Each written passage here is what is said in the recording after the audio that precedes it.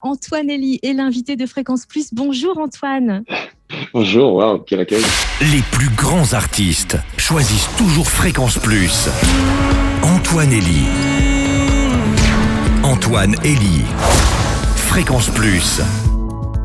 Aujourd'hui, l'invité Fréquence Plus a choisi la poésie comme armure. Il a fait sienne l'armure de Ronsard. Mais à défaut de déclamer « Mignonne, allons voir si la rose », il dépose la rose et l'armure et nous met à ses pieds. C'est justement ce titre, La rose et l'armure, qui a fait sortir le roi de son silence, le roi du silence, son premier album sorti en 2019, alors que depuis 2017, Antoine Elie délie sa plume et de sa voix éraillée et émaillée d'émotions lie à ses histoires nos émotions.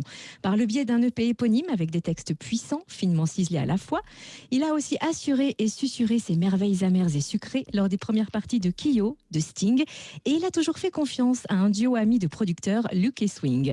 Antoine Elie prépare un nouvel album. Il vient de dévoiler le premier extrait intitulé Gamin. Il est grand temps d'inviter le roi du silence à prendre la parole et le gamin à sortir de son silence pour devenir roi. Antoine Elie est l'invité de Fréquence Plus. Bonjour Antoine. Bonjour, waouh, quel accueil. Écoute, merci d'être avec nous. Comment tu vas ? Oh, très bien, comme un matin, mais très bien, très bien. Alors, je dois te confier que nous, de notre côté, depuis qu'on a découvert tes textes, qu'on a rencontré ta voix, on n'est pas vraiment sorti indemne de cette rencontre. Tu nous as touché en plein cœur. J'aimerais du coup savoir comment tu as fait pour trouver aussi vite et si facilement les clés de notre cœur. Oh, c'est beau. Écoutez, je sais pas, vous avez dû les laisser traîner, je pense. Oui, ça. Alors ici, sur Fréquence Plus, on t'a découvert avec le titre La rose et l'armure. C'est une chanson que tu as écrite, je crois, pour ta première muse, ton premier crush, c'est ça? Raconte-nous. Oui, oui, c'est une histoire de premier amour. C'est une nana que j'avais rencontrée au Havre quand j'étais serveur, qui a beaucoup compté. Je pense que je serais pas là aujourd'hui sans elle, avec qui je suis venu à Paris. Elle bossait à l'hôpital Necker, elle m'a hébergé dans sa chambre d'infirmière. On avait fait un concours ensemble parce qu'elle chantait aussi. Elle avait gagné une année à la MAI, à Nancy, je crois. Et donc on a passé un an de relation à distance. Et c'est là où j'ai vécu un peu les turpitudes, voilà, d'un homme apeuré, amoureux. Et après une engueulade au téléphone, je me souviens, qui était absolument de ma faute. Plutôt que de la rappeler et de m'excuser par orgueil, j'imagine, j'ai préféré écrire une chanson un peu en solitaire.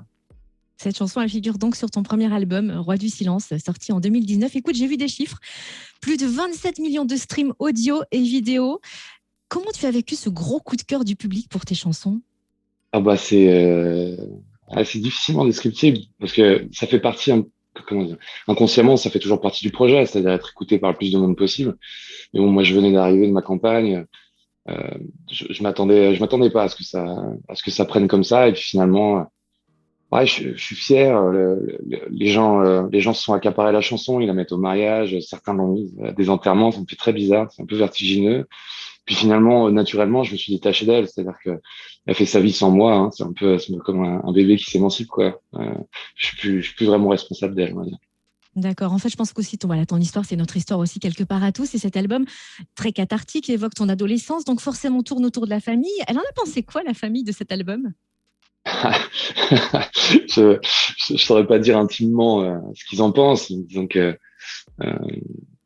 je sais pas. Je pense qu'ils sont fiers. J'espère qu'ils sont fiers quand même si je pense aussi que j'ai des blessures qu'ils connaissent, même s'ils les ont pas vécues comme moi je les ai vécues. Après, ça doit être difficile d'avoir un fils comme moi, j'imagine, hein, avec mes démons, tout ce qui va avec. Donc, j'espère qu'ils se protègent de leur côté et qu'ils s'inquiètent pas trop pour moi. Ça va le faire. Alors, il y a la famille, puis il y a aussi les potes, en tout cas tes complices musicaux. Pour cet album, tu as collaboré avec Luke et Swing, que tu connais depuis plusieurs années. Ce sont deux compositeurs-producteurs. Comment s'est passée votre rencontre et quand ? Ah bah écoutez, c'était justement lors du concours dont je vous parlais tout à l'heure. Je suis arrivé assez loin quand même et il y avait Mike Mathieu dans la salle qui est mon manager depuis, qui travaillait avec eux. Donc Luke et Swing qui était chez Crystal Record, un label localisé vers La Rochelle. Et donc on a signé ensemble il y a longtemps. Je saurais pas compter les années. Et donc ça a été les premières années, c'était beaucoup ouais, c'était une rencontre artistique. C'est-à-dire que moi je venais beaucoup de la folk, de la chanson, plutôt du rock. Et de son côté, notamment Luc, venait de la soul, de l'urbain. Donc au début, c'était un peu compliqué d'assembler les pièces. Puis finalement, ça a été très intéressant parce que moi, au début, pour lui expliquer pourquoi je trouvais que c'était pas bien, je me suis mis à écouter du rap. Et puis finalement, bon, bah, je suis tombé dedans, je suis tombé amoureux des premiers sons de Booba, etc. Et on s'est retrouvé à un endroit que je trouve encore aujourd'hui unique, un endroit de résonance artistique qui me plaît encore. Et c'est pour ça que je continue à travailler avec eux et j'espère le plus longtemps possible. Ah, donc ils sont de la partie aussi pour le deuxième album que tu prépares depuis quelques mois Bien déjà. sûr, bien sûr, le même squelette. Ouais. Alors, ce nouvel album, tu le concoctes depuis le premier confinement. Qu'est-ce qui est différent par rapport au premier? Est-ce que c'est le processus d'écriture? Est-ce que c'est plutôt l'exploration justement de nouvelles sonorités avec Luke et Swing? Pour les nouvelles sonorités, oui, j'en suis très content. Ils m'ont surpris à maintes reprises avec, grâce à leur talent qui est plus approuvé, je pense, mais ils ont réussi à me secouer, à me surprendre.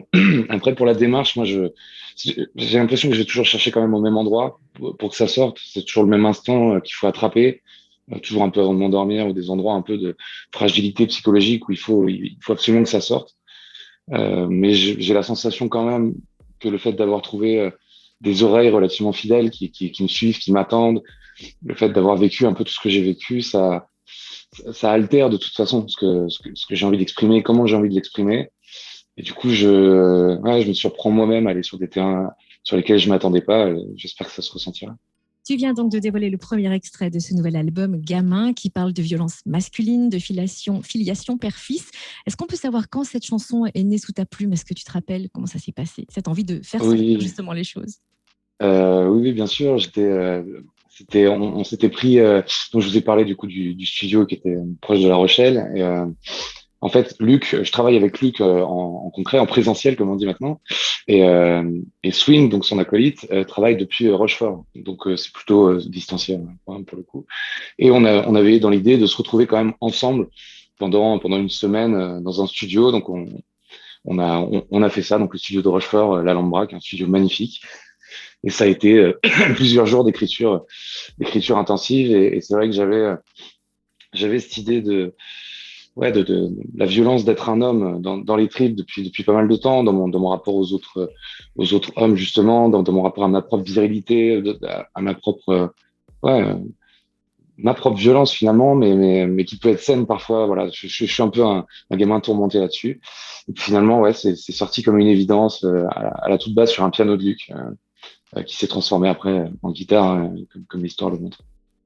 Et est-ce que justement, ça a eu envie de sortir aussi parce que tu arrives peut-être à un moment de ta vie où tu as peut-être envie prochainement de devenir papa et que justement, tu as pensé au futur gamin qui pourrait arriver? Oui, oui, c'est vrai que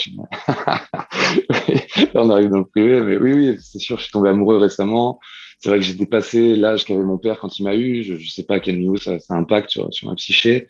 Et c'est vrai que ça y est, j'ai plus à faire l'homme, quoi. Je crois que j'ai passé le cap. On m'appelle monsieur maintenant. C'est vrai que le regard des gens a changé. Voilà. Bon, enfin, je vis ce que tous les hommes qui grandissent vivent, je crois. Et c'est vrai que ça peut être vertigineux et en même temps, il y a un besoin instinctif de me recentrer, ouais, de me regarder en face avec toutes les plaies et finalement essayer d'envisager d'être aimable, ne serait-ce qu'en tant que père, et puis finalement peut-être m'aimer moi-même en fin de course comme il faut, en tout cas. Alors le clip, il est magnifique parce qu'il est composé de vidéos de toi petit, filmé avec le caméscope familial. Il y a quelque chose qui saute aux yeux, c'est la douceur et la joie de vivre des images qui contrastent avec la dureté du texte. Est-ce que c'était un effet voulu? Alors, voulu, non. C'est-à-dire que c'était un peu un hasard. Gamin, on savait qu'elle existait, cette chanson. À la base, elle n'est pas censée vraiment parler de moi. Elle est censée tendre vers quand même quelque chose d'assez universel. Et ma mère, à Noël dernier, elle nous a offert, ma soeur et moi, 40 heures de rush de notre enfance, que j'ai dû dérusher moi-même, hein, c'était très dur. Et c'est vrai que en voyant ma petite bouille, moi j'avais du mal adolescent, je crois comme tout le monde, en me regardant gamin, je voulais me mettre des tartes, quoi. Et c'est vrai que c'est la première fois que je me regarde avec une forme ouais, de compassion. Je voyais ce petit bout toujours heureux, toujours le sourire aux lèvres. Et c'est vrai qu'en voyant le clip, ça fait un peu l'effet genre bébé, qu'est-ce qui s'est passé? Et ça m'a plutôt fait rire. Donc du coup, bon, voilà, on l'a laissé comme ça. Je trouvais que ça illustrait bien. Bon alors le gamin, il a grandi, mais il a toujours le sourire aux lèvres. C'est quoi le rêve du gamin là maintenant? Oh, c'est une bonne question. C'est une bonne question. J'ai toujours eu du mal à vraiment me projeter. J'aime bien, j'aime bien le présent, hein. J'aime bien le moment qui est en train de passer. Et c'est vrai que ma vie en ce moment, elle est intéressante, sans dire c'est toujours compliqué de parler de bonheur parce que c'est quelque chose qu'on est censé idéaliser, pas vraiment vivre, j'imagine. Mais ça s'en rapproche pas mal. Enfin, en tout cas, malgré les quelques remous qu'il peut y avoir, j'ai l'impression d'être arrivé à un endroit dans ma vie où je peux me regarder en face et apprécier ce que je vois. Et c'est vraiment pas désagréable. Bon, alors là, on est dans le registre des émotions, dans l'artistique, mais nous, on veut des dates, on veut des chiffres, on attend tellement avec impatience ce nouvel album. Est-ce que tu peux nous dire à peu près quand il va sortir? On en est où? À l'enregistrement, au mixage? Ah bah écoutez, en fait, on n'arrive pas, Luc et moi, à arrêter de produire. C'est-à-dire qu'on peut pas se dire, ok, l'album est fini, ce sera ces chansons. Donc, ce que je peux vous dire, c'est que plusieurs chansons ont été masterisées, donc sont définitivement en lice pour être dans les finalistes, on va dire. Certaines sont parties au mix, dont deux de mes préférés. Là, je suis très très excité, que je devrais écouter bientôt. Il y a une petite nouvelle, du coup j'étais en studio hier, qui commence à poindre le bout de son nez et qui risque de faire un massacre, je pense, à l'arrivée. Donc du coup je me prépare déjà à être endeuillé pas mal de fois, parce que tout le monde pourra pas être sur l'album. Pour les dates, je pourrais pas vous donner de date précise. Ce que je peux vous dire, c'est que s'il devait sortir demain, on pourrait le sortir. On essaie de trouver le timing idéal. Donc ça ne devrait pas trop tarder, Est l'invité j'imagine. de Fréquence Plus. Et puis en ce moment, avec les joies du déconfinement et les Bonjour, nouvelles wow, règles qui s'amenuisent, je pense aussi que tu dois penser avec tes équipes à la scène. Vous bossez un peu pour ça, pour accompagner l'album, ou c'est encore un peu tôt? C'est un peu tôt, c'est un peu tôt. Ce qui est bien quand même, c'est que, enfin, en tout cas, s'ils sont encore dispo, mais je l'espère, je me suis trouvé deux acolytes avec qui je partage la scène, donc Lucien Favreau au clavier et Guillaume Lefebvre, qui est un peu le directeur artistique de la scénographie, enfin surtout de l'adaptation live, on va se dire. Et bon, ils sont super talentueux, ça se passe très très bien. J'ai Arthur Pâtissier au son avec moi, donc l'équipe est déjà formée, je suis plutôt confiant. Et de mon côté, je commence à bosser les titres en guitare-voix pour éviter d'être pris de court, comme sur le premier album où on me demande un titre qui est pas guitare-voix. Donc il y a un travail en amont, je commence à réfléchir un peu à ce à quoi ça pourrait ressembler.